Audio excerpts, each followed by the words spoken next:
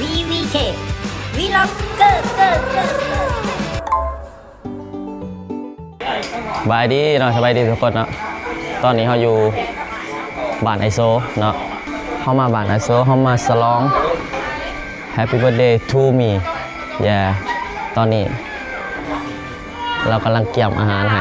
เดี๋ยวเราไปเบิ่งว่าเราเฮ็ดเมนูยังแน่เนาะ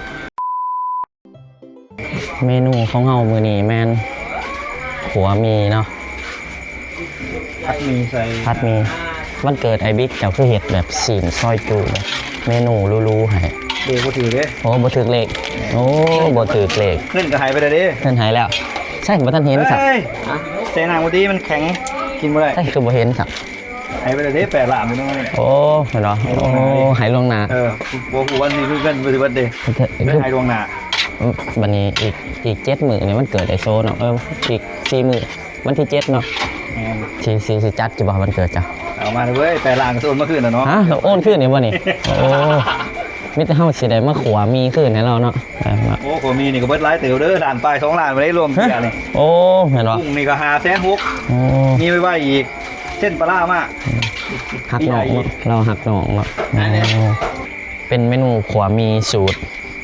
โซฟานะเนาะ ผัดหมี่ นี่แหละพ่อไทยอ่ะ บ่ ไปในตัวชิดอน เรียบๆแล้ว เฝ้าเค้กเนาะช่วงมัดจัดวันเกิดอยู่นี่ต้องเป่าเค้กไว้เนาะบ่คืออยู่สตูเนาะเพราะว่าขันเป่าเค้กซ่าเด็กหน่อยเนาะ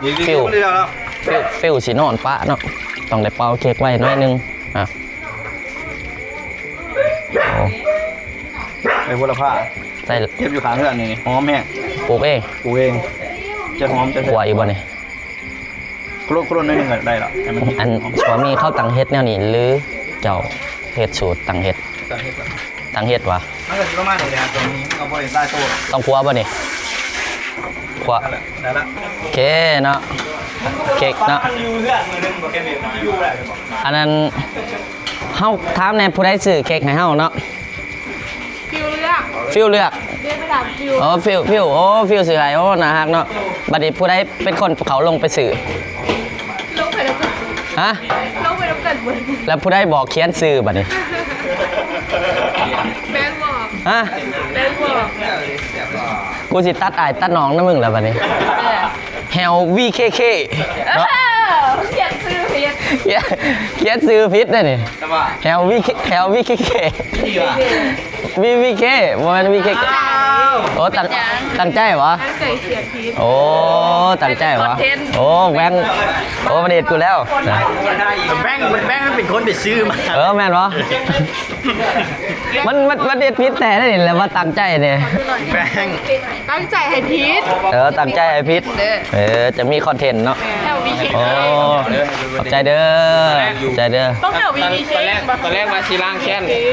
มาซีล่างแค้นเราที่ไปซอเอลซ่า โอ้ ผมมีประเด็นนะ อะไรว่าเขียนซื้อพิษแล้ว โบเลยนะมันเขียนซื้อวิดี มันแค้นพิษอีหลีนี่ มันบอกพิษอีหลี ผมเป็นยังเนาะเพราะว่าเขามีแผนว่าสิเปลี่ยนมาเป็นสื่อนี่แหละเนาะ แล้วดีนะ เพราะว่าคนอื่น ราคาเดี๋ยว โอ้ราคา นะโซคิวอาร์ โอ้ โอ้ตายแล้ว กัน เป็นยัง พี่ เสือคู่เลยป่ะ เสือคู่ด้วยนี่ ยืนคู่ กินทางเลย มันด่าเอิญพ่อไหม มาโชว์ว่าไง เรียกพ่อสิลูกวะ ว้าว มาไอ้นี่ หวยนี้ยังฝาก ว้าว ว้าว ลูกกินแล้วกินมาได้ลูกตัวนี้มันเค็ดลูก มันเล่นเกม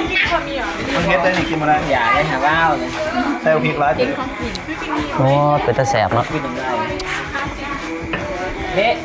เด็ก็ไปก่อน ฟิลแบบคล้ายตลาดนัดเนาะใส่นี่ กับจะได้นี่กับ15,000หรอ ไปขายเฮือนปฐมที่สุด ใช่เส้นถุงบี นี่นะมาไฟ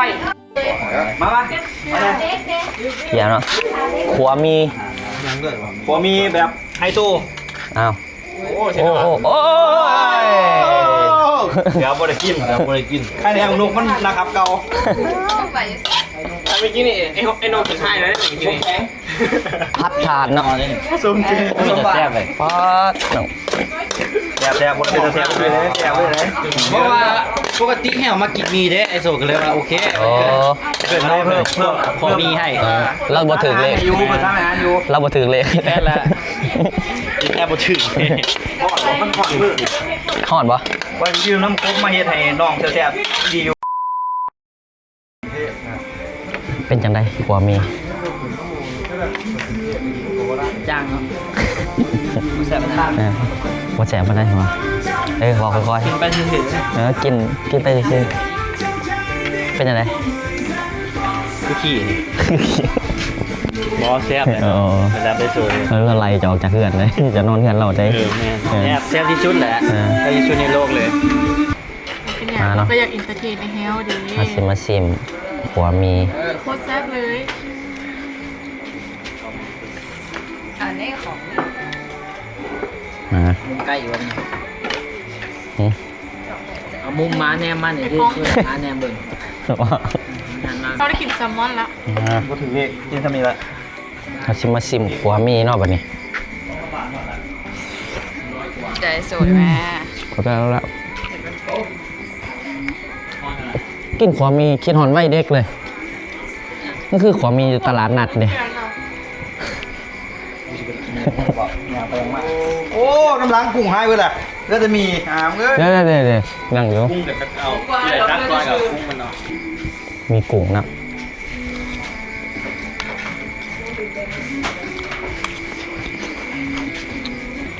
ขอบใจเด้อที่เฮ็ดวันเกิดให้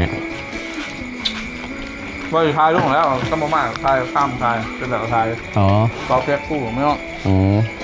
อันเดี๋ยววันเจ็ดวันเกิดเจ้าเดี๋ยวขอยพัดมีให้ขึ้นเด้อเจ้ามาให้ จะเฮ็ดบ่เป็นจ้ะเกี่ยวกับเก็บ สด ฟิวได้ไปเลือกเองนะ เอาจับที่เป่าคู่เด้อ ดาราไปบอกอย่างนี้ ดิมิวเข้าไปยืนทางฟิวดิ โอ้ติดราคาไว้เลยเนาะวะ เก็บเย็น จะส่งบิดให้ได้เดี๋ยวแล้วส่งบิดให้ได้มุกข้างหลังดิ ฮะ ข้างหลังเนี่ยตีไม่ได้ข้างหลังก่อนทำเงินถูกมุกดิ เดี๋ยวเอาข้างหลัง เอาหุ้มโปกกันมา เออ เฮ้ย มาบิวมา อ้าวเบิร์ดดี้ หนักเด้อหนักเด้อระวังมือฟิว Happy birthday to you Happy birthday to you